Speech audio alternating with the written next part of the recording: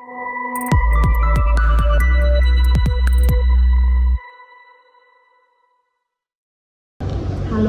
salam kenal. Nama saya Betty Sirait, SKM MKes, dosen dari program studi S1 Administrasi Kesehatan Stikes Budi Mulia Sriwijaya Palembang dengan NIDN 0212048103 dan NUPTK 57459660230222. Pada kesempatan kali ini, izinkan saya menyampaikan pernyataan diri dosen untuk unjuk kerja Tridharma Perguruan Tinggi atau dikenal dengan PDD UKT-PT bidang pengajaran sebagai bagian dari proses sertifikasi dosen pada tahun 2026.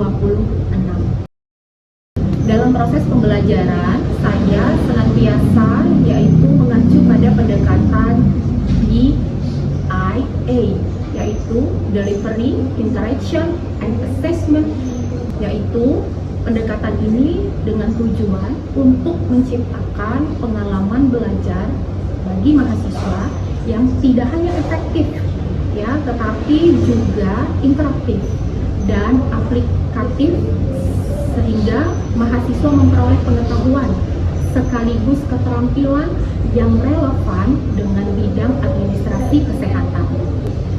Salah satu mata kuliah yang saya ampu adalah mata kuliah administrasi dan kebijakan kesehatan dengan kode mata kuliah ADM.018.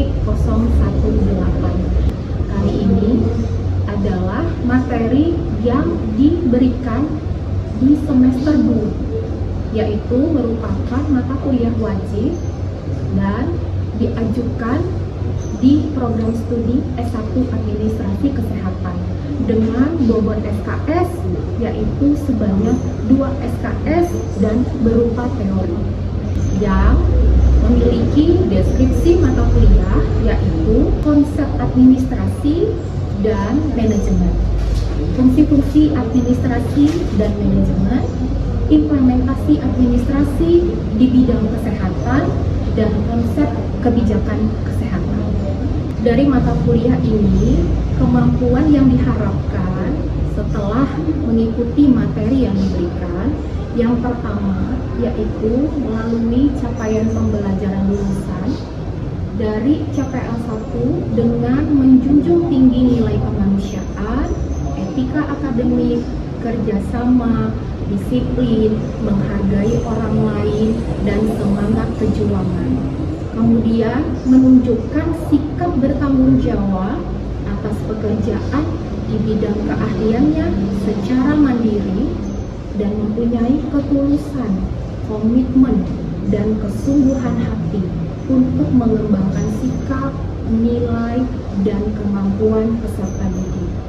CPL yang kedua, mampu menyusun ide, hasil argumentasi atau pemikiran secara saintifik, secara bertanggung jawab, dan berdasarkan etika akademik, serta mengkomunikasikannya melalui media kepada masyarakat dan kepada masyarakat akademik maupun masyarakat luas.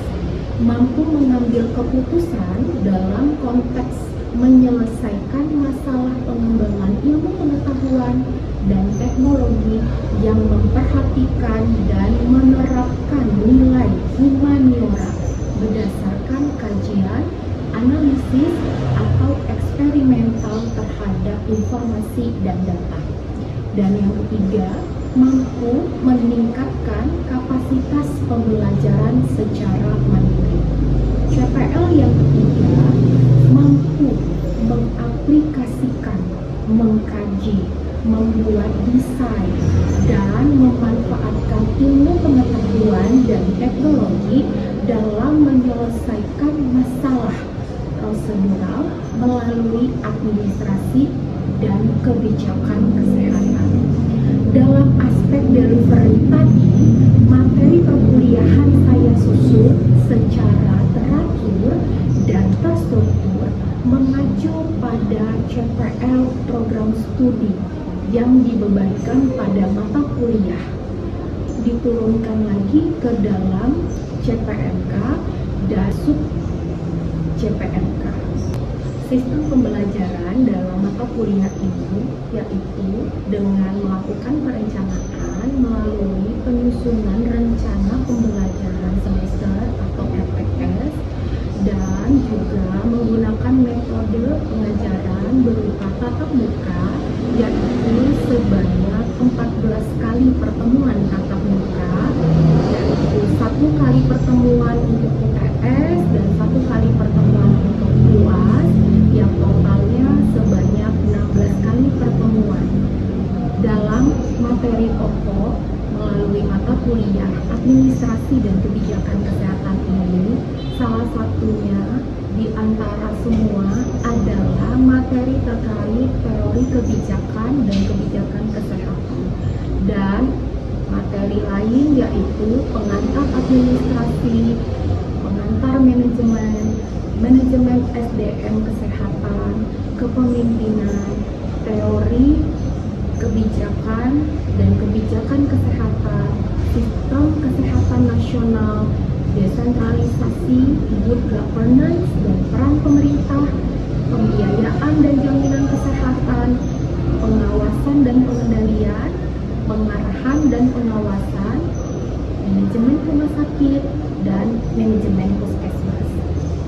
Selanjutnya, pada aspek interaction, saya juga menerapkan yaitu student centered learning, di mana mahasiswa didorong untuk aktif serta partisipatif di kelas dan juga untuk kreatif dalam menyelesaikan tugas, baik itu tugas individu maupun tugas kelompok. Interaksi ini berguna untuk mahasiswa agar mahasiswa bisa lebih aktif di kelas, baik itu untuk bertanya, kemudian mengklarifikasi hal-hal yang belum dipahami. Jadi, dari model pembelajaran yang sudah disampaikan, meliputi juga adalah dari tatap muka berupa contextual learning, self-directing learning atau self-directed learning, dan small group discussion dari tugas kelompok.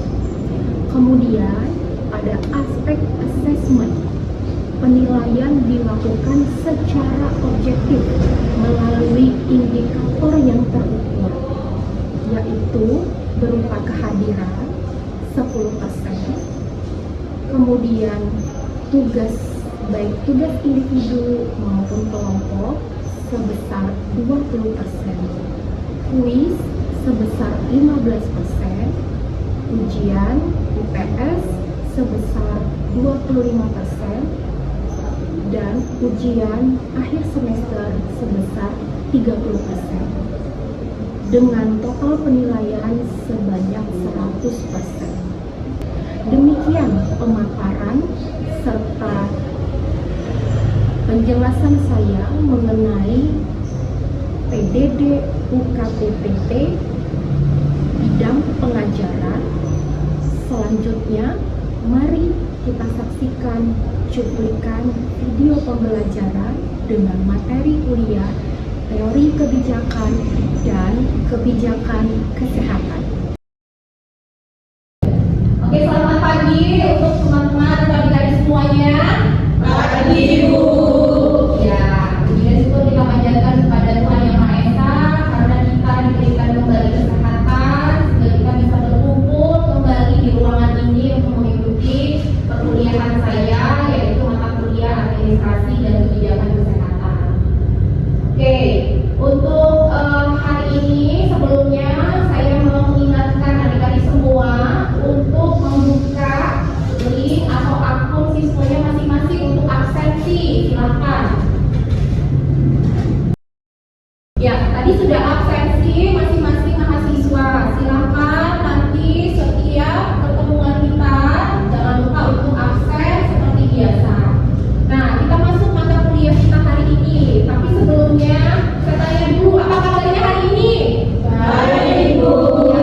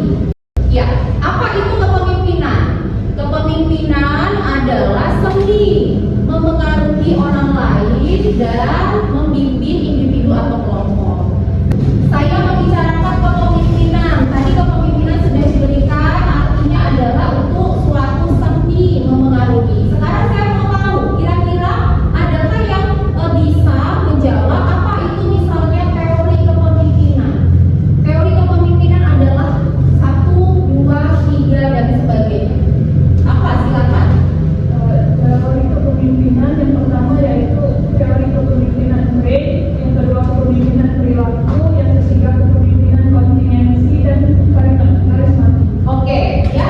Ada 4 teori kepemimpinan. Salah satunya yang sering kalian tahu dan lihat ya, yaitu adalah kepemimpinan yang karismatik. Artinya memiliki apa? Jiwa untuk memimpin. Ada sendiri memiliki karisma supaya memengaruhi orang lain, ya. Nah, kemudian ada beberapa ciri-ciri kepemimpinan. Apa saja? Silakan. Yang pertama, Lisa. Ciri kepemimpinan yang pertama adalah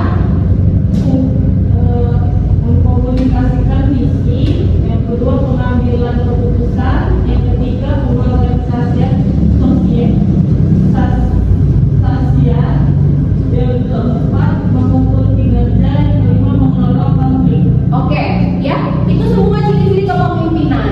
Ya, semuanya itu adalah bisa apa? Dibuat atau bisa juga diatur bagaimana kita memimpin atau kita memengaruhi orang lain. Nah, sekarang kita lanjut dengan materi kita hari ini, yaitu pertemuan kelima, ya, dari mata kuliah administrasi dan kebijakan kesehatan. Dari pertemuan ini kita akan membahas materi tentang teori-teori dari kebijakan. Ya, kita lihat dulu bagaimana kebijakan-kebijakan yang ada. Ya, kemudian nanti kita lihat kebijakan kesehatan itu sendiri. Mengingat kita, yaitu kalian sebagai tenaga-tenaga kesehatan kelak, ya, kalian harus tahu bagaimana dari kebijakan-kebijakan kesehatan yang sudah ada di Indonesia. Kemudian merancangnya dari mana tahapannya. Nah, nanti akan dibahas di materi kali ini. Kita lanjut. Nah, ini pengertian-pengertian dari kebijakan. Dari beberapa ahli kebijakan, yaitu sebagai pernyataan mengenai kontrak penjaminan atau pernyataan tertulis, ya, melalui ahli dari Bapak Konti. Atau dengan kata lain, kebijakan yaitu mengenai suatu rencana, ya, bagaimana suatu kegiatan tersebut direncanakan. Kemudian bagaimana pernyataan tujuan tersebut, bagaimana kontrak dari penjaminan dan pernyataan tertulis, ya, baik yang dikeluarkan oleh pemerintah, partai politik, dan juga yang lain. Siapapun bisa terkait dalam satu kebijakan. Jadi tidak melulu dari instansi atau dari partai-partai politik dan yang sebagainya. Nah, ini beberapa pengertian dari ahli lain mengenai teori kebijakan. Serangkaian tindakan yang memiliki tujuan tertentu yang diikuti dan dilaksanakan seorang pelaku atau sekelompok pelaku demi memecahkan suatu masalah. Sampai sini cukup jelas nggak? Ya, cukup jelas ya bagaimana kebijakan itu diartikan oleh ahli. Kita lanjut. Oke, kita lanjut. Nah, ini ya yang sudah dijelaskan oleh ahli tadi, kemudian dia diimplikasikan. Ya, bagaimana kebijakan tersebut yang mempunyai tujuan tertentu. Ya, apa isinya? Isinya adalah tindakan-tindakan atau pola-pola tindakan pejabat-pejabat dari pemerintah. Dan apa yang benar-benar sudah dilakukan oleh pemerintah. Sifatnya bagaimana? Sifatnya yaitu positif, ya.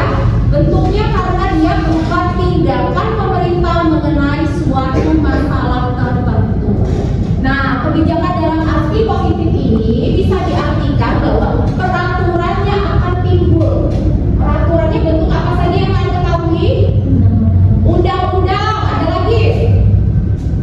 Sifatnya adalah keputusan, peraturan menteri. Kalau misalnya keputusan yang kalian tahu, keputusan misalnya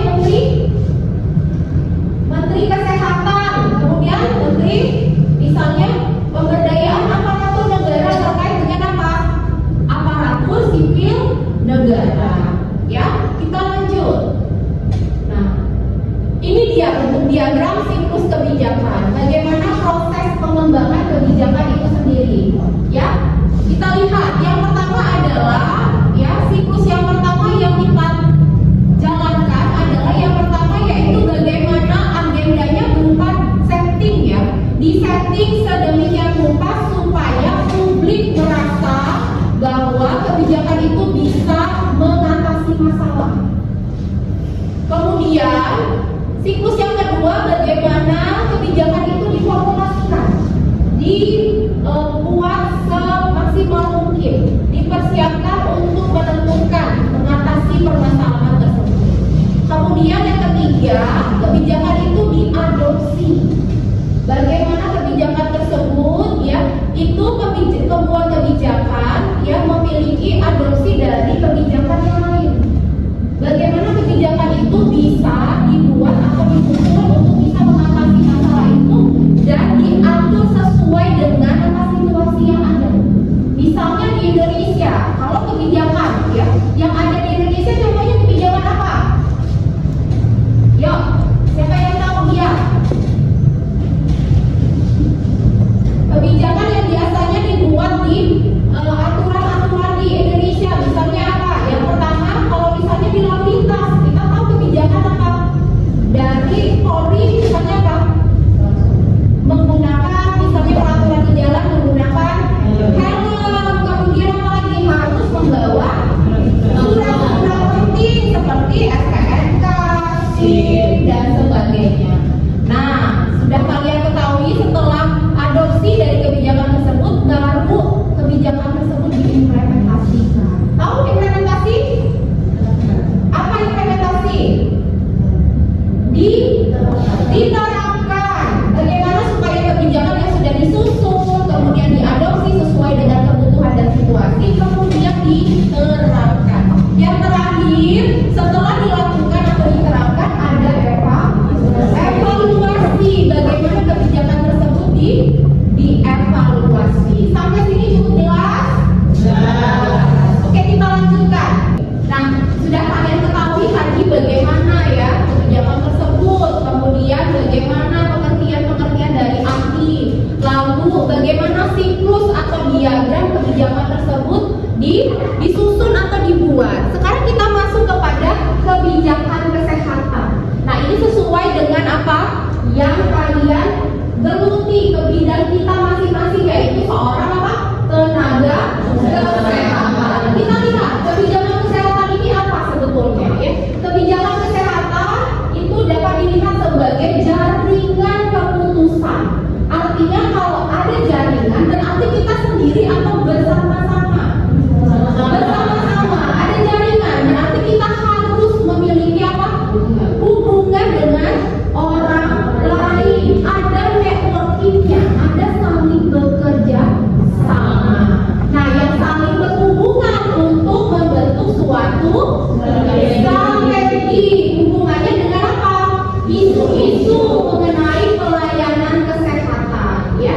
Nah, yang berkaitan dengan isu-isu dari kesehatan itu contohnya apa saat ini? Ya, stunting. Kalian tahu ya stunting ya, pertumbuhan terganggu. Bisa itu karena apa?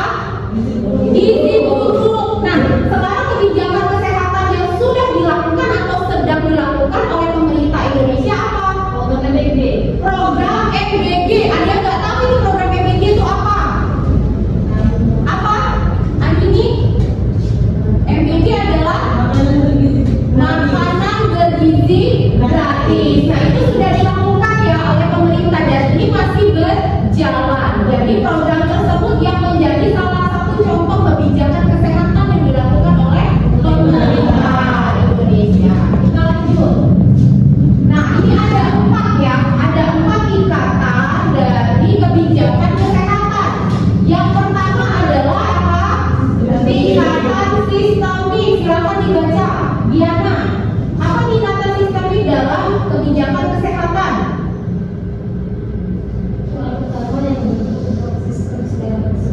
Iya, yaitu corak yang paling utama yang membentuk dari sistem kesehatan itu sendiri secara keseluruhan. Yang kedua adalah tingkatan dari program. Apa itu? Memutuskan prioritas untuk pelayanan kesehatan. Ya, pelayanan kesehatan misalnya apa saja yang ada di rumah sakit, apa lagi? Puskesmas, apa lagi? Klinik dan lain sebagainya ya. Nah, program-program dalam pelayanan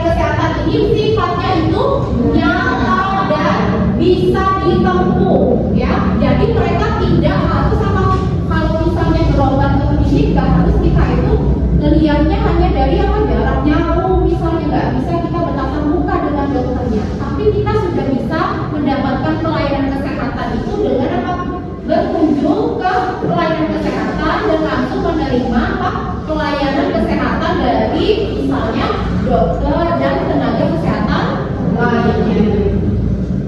Nah, yang ketiga, tingkatan yang berikutnya yaitu tingkatan organisasi. Coba siapa yang mau membantu untuk menjawab apa itu tingkatan organisasi? Silakan, yang keras suaranya. Zahra, yuk. Tingkatan organisasi adalah penduduk pada cara yang ditempuh agar sumber daya dapat digunakan secara produktif dan menjalankan pelayanan yang bermutu tinggi. Oke. Yang ketiga, tingkatan organisasi ya, itu dilihat dari apa? Caranya, cara untuknya melakukan kebijakan kesehatan itu, bagaimana ditempuhnya. Kemudian yang keempat, tingkatan instrumental. Apa itu instrumental? Ya, dia melihat tingkatan ini dalam pengembangan instrumen organisasi. Misalnya dari apa? Sumber daya manusianya. Kalau dari sumber daya manusia berarti bicara tentang apa? Tenaga kesehatan. Sekarang kamu sebagai apa? Calon tenaga kesehatan, yaitu sebagai calon administrator kesehatan. Berarti nanti dalam tingkatan instrumental ini bisa dilakukan pengembangan sistem dari sumber daya manusianya sendiri. Ya, selain ada sistem yang informasinya, sistem informasinya berupa apa? Mungkin ada aplikasi yang dilakukan. Sekarang serba apa? Teknologinya canggih. Kita saja tadi apa? Aksennya sudah melalui sistem informasi, namanya tadi SISO. Nah, seperti ini juga ketika ada tingkatan instrumental, ada jenjangnya, ada tingkatannya dalam pengembangan instrumen organisasi tersebut supaya apa, kebijakannya tetap terus lebih baik berjalan. Kita next. Ya, kualitas kebijakan kesehatan menurut WHO. Yang pertama kita lihat yaitu pendekatan secara holistik, artinya menyeluruh. Ya, bagaimana kita lihat kualitas dari kebijakan itu secara keseluruhan. Ya, dilihat, kemudian kita tahu partisipasi dari masyarakat tersebut. Kemudian dari kebijakan publik yang sehat, artinya kalau menyusun kebijakan itu harus kita tahu dulu bagaimana masyarakatnya. Apakah masyarakatnya masih memikirkan misalnya tentang kebutuhan dasar?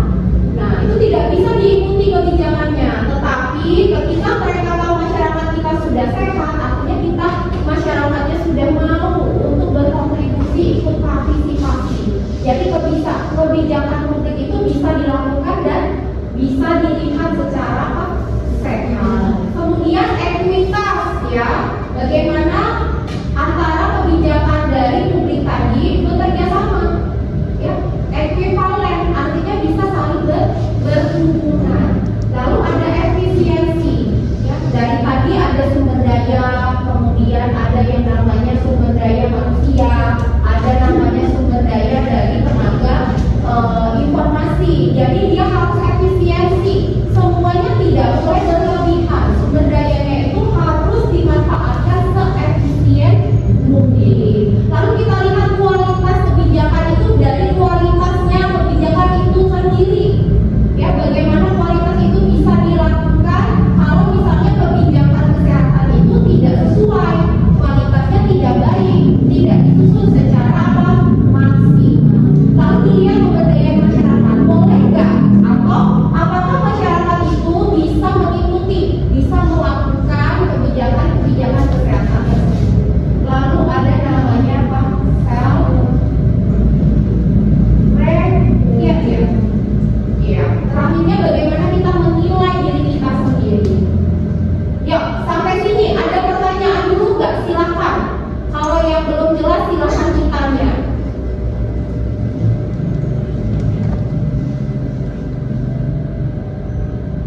Izin bertanya, Iya, silakan. Boleh berdiri, sambil berdiri. berdasarkan tahapan-tahapan yang tadi Ibu jelaskan, apakah seluruh tahapan tersebut harus dilaksanakan secara berurutan? Oke. Tadi kita lihat ya, kita urut dulu ya. Tingkatan dalam apa? Kebijakan kesehatan. Apakah bisa dilakukan secara tidak berurut? Itu pertanyaannya ya. Yang pertama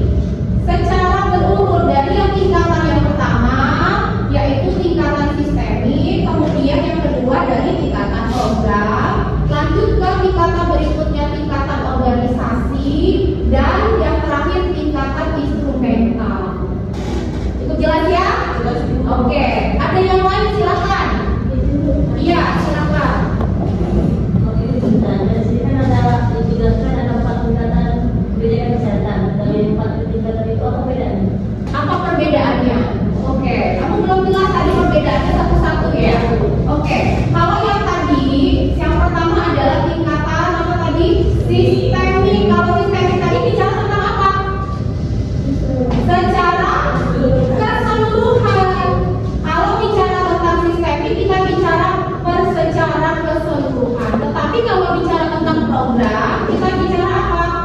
Kita bicara programnya secara apa? Lebih ke prioritasnya, ke itemnya, pelayanan kesehatan per satu satuan dari pelayanan tersebut.